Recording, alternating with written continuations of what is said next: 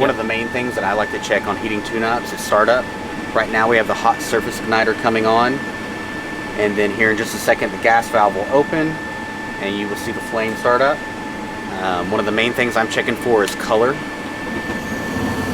See it right immediately upon startup, we have a nice clean blue flame. Any type of green, any type of yellow means there's contaminants in the lines. Can cause major harm to your furnace. It will be something that you need to be checked out. Get checked out immediately. Immediately, it's looking very good.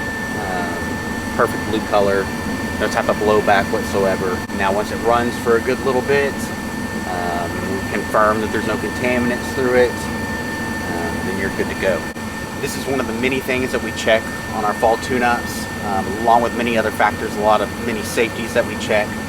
Very important, very crucial. If you haven't had it checked this fall, I would really recommend it. It's that time of the year.